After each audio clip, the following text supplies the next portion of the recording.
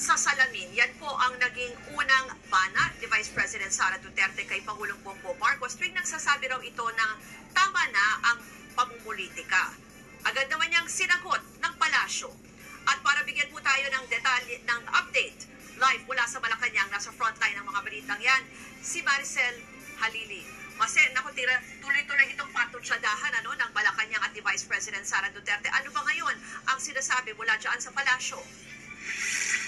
Yan ang mga pre, tumingin daw po sa salamin si PBBM. Diba? Kita niyo mga pre, puro banat yung ginagawa ni Sara Duterte. Wala pong proyekto. Wala po akong nakitang proyekto. Hindi ko ramdam yung kung may proyekto ba si Sara Duterte. Bakit? Ang Office of the Vice President, wala namang sinasabi na ito po yung proyekto namin para sa mga Pilipino. 'Di ba? Puro pagbanat po ang alam ni Sara Duterte. Wala namang laman yung utak. 'Di ba? Puro kabubuhan lang po yung mga banat. 'Di ba? Totoo naman na namumulitika si Sara Duterte. 'Di ba? Ako'y naniniwala diyan. Ang ating mahal na pangulo ayaw nang namumulitika. 'Di ba? Kaya nga puro na lang trabaho yung ginagawa niya. 'Di ba? Para sa mga Pilipino. Paano ba kasi si PBBM, ang mahal na mahal niya yung mga Pilipino? Si Sara Duterte, yung mga mahal na mahal niya yung mga inchik. Lalo yung mga drug lord, ay mahal na mahal ni Sara yan. Si PBBM, nung sinunog yung droga, nasayangan si Sara Duterte. Nasira yung mukha, sabi niya,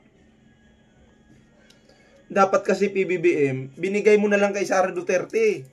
Mahal din yun Sayang din yun Gusto nating manood. Ano bang gagawin ni Sara Duterte sa droga? Bakit nasasayangan siya? Yung ekspresyon ng mukha niya, nakikita ko dun 'Di ba? Ako ito'y opinion ko lang naman to. Lalo pong nagalit si Sara Duterte dahil sinira ni PBBM yung paborito nung tatay niya, pulburon. O, 'di ba? Paborito ng tatay niya yun sinira ng ating pangulo kasi yung pangulo natin matino. 'Di ba? Si Digong bangag. O, 'di ba nga sila Michael Yang? Sila Michael Yang tropa ni Digong, protector naman si Digong. O sila Michael Yang nagpo-produce, 'di ba? Ng mga pulburo na 'yan.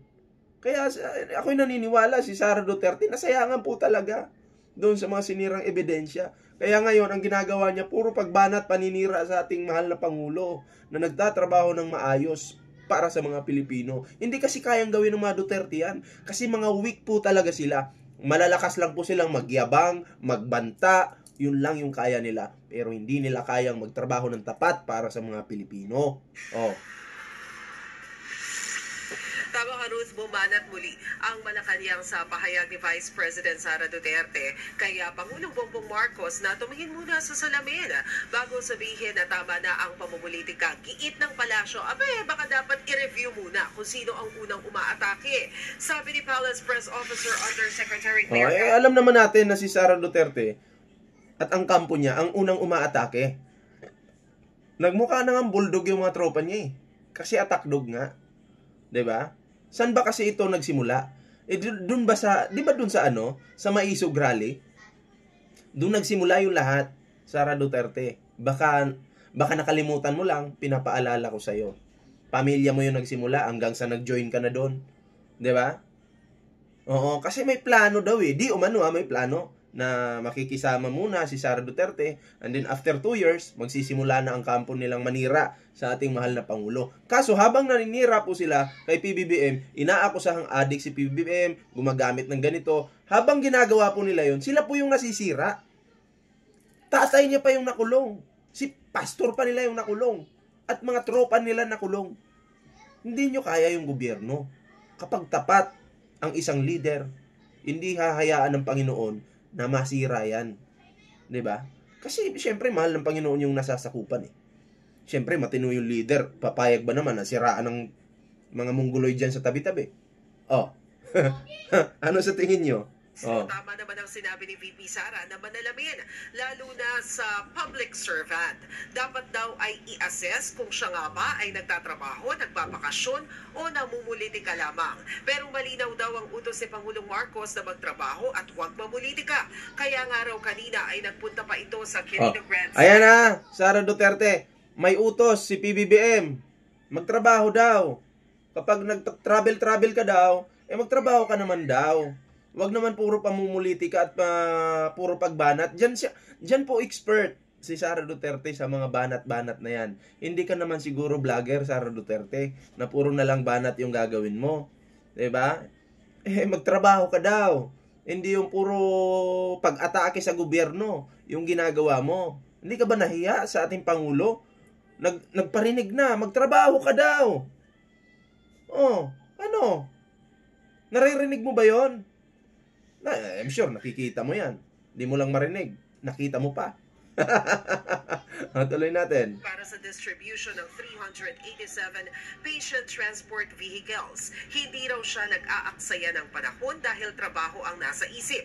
Ang tanong, sabi ni Jose Castro, nasaan ngayon? Ayan na, kung namumuliti ka po si PBBM, 'di ba? Dapat hindi nagtatrabaho. Pero puro po trabaho yung nasa isip eh. At may galaw pa. May gawa pa. Oh. 'Di ba? Puro trabaho. Paano mo sasabing namumuliti ka si PBBM? Meron ka bang nakitang bumabanat si Pangulo? Minsan-minsan na nga lang magsalita, masama pa sa inyo. 'Di ba? Wala namang pinapangalanan eh. Wala pong pinapangalanan si PBBM. Kundi ang sabi lang ng ating Pangulo, magtrabaho naman kayo, 'di ba? Wag namang pinapasahuran kayo ng taong bayan tapos ganyan kayo eh. 'Di ba? Palustay lang, sus Mariusip naman. Si VP Sara, nasa The Hague hanggang July 23. Sabay giit na ang Pangulo ay... Ayan. Katulad nito, nasa The Hague hanggang July 23 si Sara Duterte. Ang tanong po dito, ito yung tanong. Habang nasa The Hague ba si Sara Duterte, nagtatrabaho po ba ito? Ang alam ko, bakit nasa The Hague siya ngayon dahil sa tatay niya. Obligasyon naman siguro ng isang anak na bisitahin yung tatay niya. Pero hindi buong buwan, buong linggo, nandun ka. May obligasyon ka rin sa Pilipinas. May kasabihan tayo, Sara Duterte. Bayan muna bago pamilya. Nagigets mo yon? Bayan muna bago pamilya. O anong ginagawa ng ating pinakamagaling tumambay o mag-travel na Vice President? Pamilya muna. Ha? Sunod China. Hindi bayan. Di ba? Bakit nasabi kong China? Pinuri niya yung tulay ng China eh. Imbis puriin yung sariling atin, China yung pinuri. Ang pake ko doon. Sige nga, Sara Duterte, anong pake ko sa China? Kung gusto mo, doon ka manirahan. Doon ka nababagay. Ang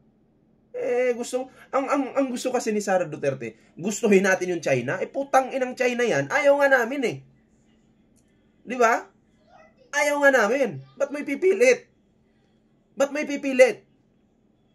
Sara Duterte. Sara Duterte. Bakit may pipilit kasi? Ayaw namin eh. Di ba? Pro-Filipino kami. Hindi kami pro-China. Saksak mo yan sa baga mo. Hindi bakasyon. Sinabi kasi ni VP Sara na hindi sila namumulitika at sinasagot lamang nila ang mga banat sa kanila ng Malacanang. Ayan tanong nga Sara Duterte, sino kasi yung naunang magbanta? Sino yung naunang magpautog rally? Di ba kayo? Siyempre ang Malacanang sumasagot lang. Hindi, sagutan na. Pero sino bang nauna? Kayo. Di ko nga alam kung lawyer talaga to si Sara Duterte. Nagdududa na ako eh. Duda na ako, promise. Malaki na yung pagdududa ko dito. Noon pa. Ni Jose Castro, baka dapat i-review ang mga sinabi ni VP Sara. Giit niya ang paglulunsad ng 20 pesos na bigas ay hindi atake sa Malacanang kay VP Sara. Pero bakit daw ito binabanatan? Ruth, kanina... Pati nga yung 20. Nagtatrabaho na yung Pangulo, 20 pesos na bigas. Pinupuna pa rin ni Sara Duterte. Kasi nga hindi kayang gawin ng mga Duterte yan. 'Di ba? Hindi po kayang gawin ng mga Duterte yan. Yung nagawa ni Pangulong Bongbong Marcos. Bakit po? Si PBBM seryoso sa trabaho. Okay? Si Sara naman at ang mga grupo niya seryoso sa magna. Oh. Mga magna yung mga yan eh. Diyan sila seryoso. Eh di umano ito si Bato tumatalpak pa. Oh, sabi ni Gretchen Barreto. O anong ginagamit na pantalpak diyan? Pera ba ni Bato? Pera ng taong bayan? Sana all naman. Sarap ng buhay mo, Bato. Oh. Komento ang Malacanang tungkol doon sa naging pahayag ni VP Sara na nagbigay nga ng huling habilin. Itong si dating Pangulong Rodrigo Duterte kay VP Sara sa pagbisita niya sa The Hague. Ang sabi dyan ni Undersecretary Claire Castro, ito daw ay usapang pampamilya na. Ruth? Kasi may isa pang issue kasi may lumabas. Oo nga naman usapang pampamilya na. Eto take note usapang pampamilya na dapat kayo na lang ang kakaintindihan dyan. Bakit mo isa sa publiko pa yan? Bakit? Para ba magalit yung mga DDS sa administrasyon? Kasi pag sinabi mong huling habilin, yung mga tangang DDS, mag-iiyakan yan eh. Mga mongoloid na utotoy. Diba? Yung iba dyan, mga pokpok. Oh, mag-iiyakan yan. Ang awawa yung tatay namin, sana makita namin, hindi nyo na makikita yan. Diba? Yun yung intensyon ni Sara Duterte, yung maging malungkot kayo, pagkatapos ng kalungkutan, magagalit kayo sa gobyerno, yun yung gusto niya, gagamitin nila yan. Diba? Kasi kung pampamilya lang, bakit mo pa sasabihin? Pati siguro pag titikol ni Digong, kulang na lang, sabihin mo rin, ganun. Ha? Kung may nangyari nga ganun. Pati pag titikol, pwede mong sasabihin mo rin, ganun. Pambihira ka naman, Sara Duterte. Di ba? Respetuhin mo naman yung tatay mo, kung may respeto ka. Yung tatay mo, namamayat na, nanghihina, okay, dahil sa katandaan, wag mo namang babuyin yung tatay mo. Mahalin mo yung tatay mo. Di ba? Mahalin mo yung tatay mo.